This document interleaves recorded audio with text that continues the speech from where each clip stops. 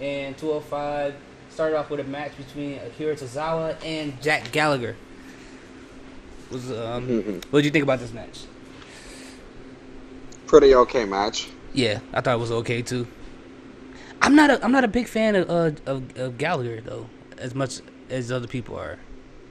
I think he's okay, but he's not one of my favorites. Hmm. But yeah, we had an okay. Yeah, like he's okay. Like he's a steady hand, but he's not as intriguing as people want us to believe that he is. Yeah. Because I know some people who are real big fans of this guy, and they just like his whole gentleman-esque persona. And Honestly, Drew Gulak is more interesting at this point. 1,000%, 1,000% more interesting. I agree with you, Drew And I, and Gallagher. I and I like what they did with Gulak this week, where after the match he brought back his PowerPoint presentation just Yes, to just to set up that angle where they beat the shit out of Brian Kendrick to kick him out of the group. yes, they finally beat up Lieutenant Doit from Forrest Gump, and I was like, "Yo, they finally did it." Because we saw it last week, we saw it was coming, so I didn't know it was gonna come this fast though. That was a little surprising to me, but That was a nice swerve to me because lately WWE has had the tendency to slow burn heel turns I know. or betrayals. So it's like that was a nice little twist for us to not have to wait that long. Hmm. Yeah, absolutely. I definitely Yeah. agree. Yeah, that was I was surprised by that. 205. I have to give it to you, man. You was right about 205, man. Every week is delivering some good product, and I get excited to watch it every week. hmm And if anybody's listening, if you guys are not watching that, y'all definitely missing out on some great stuff. You Um, sleep, yeah, you you sleep. sleep, baby, you sleep. Nyquil. All right, so then Yeah, we only had two matches that on the 205, right? It was yeah. Because then after that they had the little the training montage video for Alexander and Murphy. Yeah, I remember that. Yep, That was great. that was a great I love montage. that segment. Yeah. Oh Yeah, wait, hold on. Didn't we have? Wait, there was another match. was there? Oh wait, yeah. It was at the end, I think, right? TJP and Kalisto. Yeah, that was at the end, and they gave them a lot of time. Yeah, they gave them a lot of time. They gave Like them a lot of honestly, time. I was surprised they gave them that much time. Yeah, and I'm actually starting to like TJP more now than I did even Because he's at being more serious. He's not being like a cocky douchebag anymore. I that. mean, like he's still like he's still cocky and conceited, but he's actually backing it up in the ring. Yeah, and I agree with you on that. I feel like he's a lot more technical now, as he's been for a while. This is not like new for him, but it feel like it's a little bit more. It looks like he's more like cerebral Like in the ring. they're putting more emphasis on him. Yeah, and then with his submissions and his reversals and things like that, it's like he comes up with creative ways hmm to turn people's attacks against him. And and this was a great match to me. Kalisto, you know, I'm happy he hasn't botched in a long time. And this is what happens when you Yeah. don't botch. Like when he starts botching, he actually gives us some good matches, and I'm glad he was able to do that. And man, I love this match. This match was absolutely great. Mhm. One of my favorite matches from WWE this week. And at the end, we had it where TJP, after several attempts of trying to take off Kalisto's mask, he finally was able to take it off, which is dishonorable to any luchadors for someone to take their mask off. And Yeah, but he did it. He did it after the match, he did it. though. He did it after the 'Cause match was over. Absolutely. yeah, because he lost the match. Like I think Kalisto rolled him up for the win. I think it was. Yeah, because he got distracted. Because was it Grand Metalik that ran down the ramp to try to stop him as he was No, pulling up? Lindsay. It was At first, it was Lindsay Dorado. yeah, it was Lince Dorado, absolutely. As TJP was trying to take off Kalisto's mask, and he came out, distracted him. TJP got Kalisto pulled off the roll up pin on TJP, won the match, and then I was kind of surprised that the referee was trying to stop him from taking the mask off, because I was like, why does the referee care if he takes the mask off or not? Yeah. He's I like, don't know. Maybe they're just taught to care about it, like some sort of like political correctness. I don't know. yeah, he's like TJP, stop. I'm like, why do you care, man? He's like, whatever. Well, one spot I did like though is the point where, and we'll move on after this, is when Kalisto was going to jump out on the outside of the ring on TJP, but he faked it, and then TJP ducked because he got scared, and then he got pissed off because Yeah, he didn't because he scared him. That part was funny to me, man. yeah, that was pretty funny. But overall, man, 205 Live as usual, pretty good show. Pretty good show. hmm Probably the most slept on wrestling show right now. And I watch all kind of other wrestling stuff. So 205 Live, man, it's a really slept on show. So, what do you give 205? Honestly, it wasn't as good as last week, Mm-hmm. but I would give it a solid B. Like it's up there with what's it called, SmackDown Live. Oh, yeah, I agree. I'll give it a B as well. Now, next week, automatically it should be an A just because of who's going to be on it next week. Oh, yeah, yeah. I definitely agree with you. Low weights, high reps. Low Low weight. weights, high That's that reps. open Damn challenge, it. right? Yeah, Leo's open challenge. I'm curious who's going to answer that challenge. That's gonna be interesting. We'll see if he's undefeated too. Um, I'm pretty sure he will. yeah, he definitely will. He definitely will. But I just hope that they give him actually like someone good. Like honestly, I would love to see TJP go against Leo Rush. Leo. Yeah, that'll be. You know what? You're absolutely right about that because the way TJP style is he has a unique style that's interesting to see him go against anyone else, especially when we saw him go against Cedric Alexander. We've seen him go against Kalisto this week. He has a really technical style that I want to see go against different types of style. I want to because he's one of those guys that can transform his moves according to who he's wrestling. And Exactly. there's Like very rare people who he's can do very that. versatile. Very versatile, like people like Cesaro, like stuff like that. I'm not saying he's on Cesaro's level, but he has that type of style that can transform no matter who he's going against. Yeah. So you're right. I would want to But see that. like in addition to that, the most important, like of course that's the most important thing because it would be a great match easily. Mm-hmm. But another reason why I want to see that match happen is because it's common sense booking. Because Absolutely. TJP, for the last 2 years, ever since he lost the title, has been saying, yo, I'm the first ever Cruiserweight champion. It should be all eyes on me all the time. And, he feels like he's been getting ignored. Whereas Leo Rush just came, 2 months ago to 205?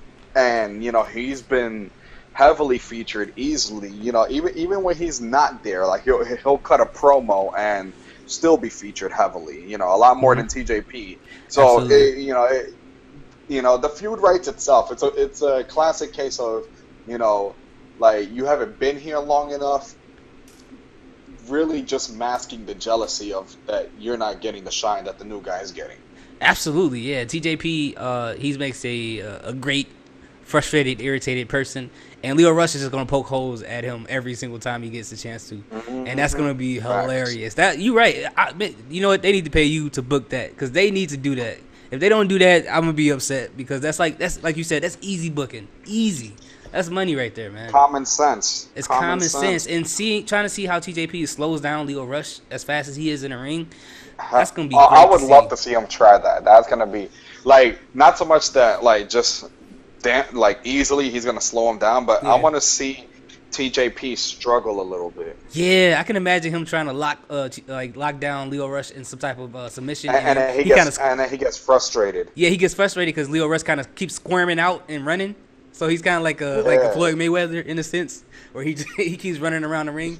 So I would love to see that, man. That would be very, very interesting. But I'm with you, bro. Like a 205 Live, I give it a B, man. Like it wasn't as good as last week, but 205 Live is that underdog, that undercover that everybody keeps sleeping on that does good every single week.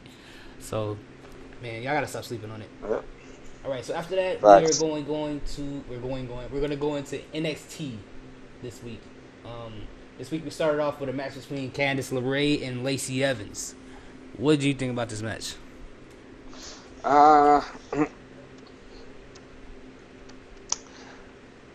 It was okay. Yeah, I agree. Like, it felt so sloppy for some reason. Yeah, it just felt off key. Like it could have been a lot better, and especially that whole little fit of rage that Candice LeRae had. Like, I mean, like the psychology in the match was great. Like, I loved how Lacey was just kept fucking with her head. Like, oh, you're a loser, just like your husband. This, that, and the third. To the point where like, Candice just lost it and tried to attack her. But then it just looked so funny because Candice is so small compared to Lacey Evans. She's so small. Yeah, it looked like a third grader trying to fight an eighth grader. And Lacey Evans is so like I won't call her buff, but she's a little bit more muscular than Candice LeRae. Compared to Candice, she is. Absolutely, absolutely. But Like I said, it looked like a third grader trying to knock an eighth grader out. yeah, it looked crazy for Candice LeRae to be in this match and try to do that. But I'm with you. It was an okay match. It's some parts of this match where I watched it and you can tell that somebody either forgot to do something or someone missed the move that they were supposed to do. Like it was this parts that looked really sloppy, and I don't know what it was. The best part of the match was the psychology. The psychology was definitely the best part of this match. Absolutely. All right, so we're moving on to the next match we have between the Forgotten Sons against Mixon, Rise, and Hirsch. What did you think about this match? Squash match next. Absolutely, squash match. All right, moving on to the next match. We had a match between Johnny Gargano versus, which was a surprise to me, and I was happy to see this, as Tony Nese came out. That was surprising. Like that was a fun match. That was a great match, and I knew what they were trying to do. WWE, I see what you're trying to do. You guys are trying to save the image of Johnny Gargano because you guys put him in the wrong direction. So you have him face against a heel and have the fans go over for him. And guess what? It's too late, though. It's too late. It's too late. You had half the crowd saying Johnny Wrestling, the other half saying Johnny Failure. Still, it's not working. You guys had this going on for way There should too long. never be a split decision on Johnny Gargano. This man should never get booed ever, Exactly. and they ruined that. And For everything that I praise NXT for, they really dropped the ball with Johnny Gargano. They really did. I'm surprised they did. And he put on a pretty good match tonight, and you would think that would be enough to get him over, but it didn't work. So WWE kind of screwed him over, and Candice LeRae, you might have to start leaving him soon because he doesn't have any future anymore thanks to WWE. So, but you know, like this match was pretty great. It was a great match. But man, I feel bad for Johnny, man. I feel bad for this guy. Yeah, like really, the match, it served the purpose of elevating Tony. Really. Yeah, that's pretty much all it did. Elevate Tony Nese. I still can't believe he's 205, but that's crazy because this dude's freaking jacked. Yeah, I still can't believe Buddy Murphy's 205, but he is. I can't believe that either. It's something not right about it. I gotta see these guys in real life. I'm sure they're probably like 4'2" and 203 pounds or something like that. Facts. All right, so moving on to the next match we have between EC3 versus Lars Sullivan. That was a pretty solid match. I enjoyed it. Pretty solid match. It's like the definition of a heavyweight match. It was just all power the whole entire time. Mm-hmm. All power. But you know, it was cool. I mean, I don't really know what to say, but does this make EC3? Are they gonna make him more face now since he's facing Lars Sullivan? Or I hope not. I hope not, because they're gonna ruin him if they do that. They're gonna ruin him if they do that. His gimmick is too similar to Bobby Roode. Like he's not meant to be a face. He's not, and I'm hoping NXT doesn't screw up somebody else again, like they do Johnny Gargano with that whole situation. But it was a solid match. I did like the promo they did for, not the promo, but the video package they did for the for Adam Cole and the Ricochet, the 3-way match they got going on for the North American Championship. I thought it was cool. I'm looking forward to that match. That's going to be a great match. I can't wait to see that match. But I just don't like the belt they're fighting for. I'm like North American, but I get it. So maybe this will tell us that maybe Adam Cole is going to win it. Do you think? Possibly. Yeah, it seems like that. I mean, you know, I see Adam Cole doing a lot of things, you know, so Yeah. he can easily win that title back and become a 2-time North American champion. Mm-hmm. Because honestly, I mean, don't get me wrong, I love Ricochet, but I think it was too soon to take the belt off of Adam. Yeah, I agree. Way too soon. Yeah, I definitely agree. Like they could have done a lot more with him. Yeah, because they could have established the belt more.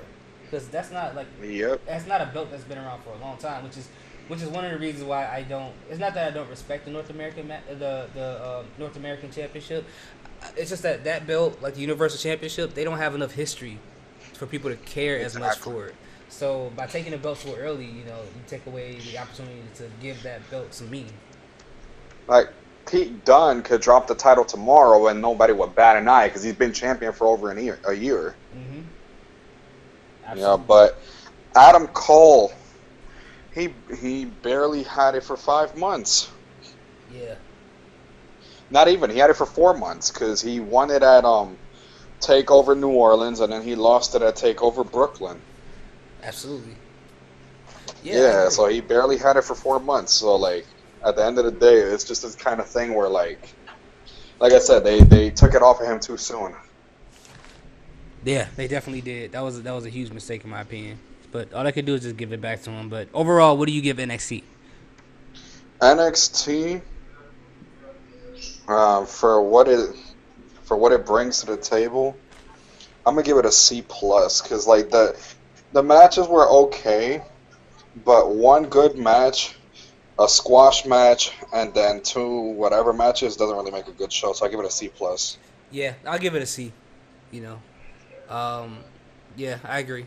We didn't have that many good matches. It was kind of weird to see NXT be that way, where they have matches that you didn't really care about. Because even the lowest matches in the entire show usually are at least decent. Um, but that's yeah, I give it about that. All right, so we're gonna go into the predictions right now, or hello?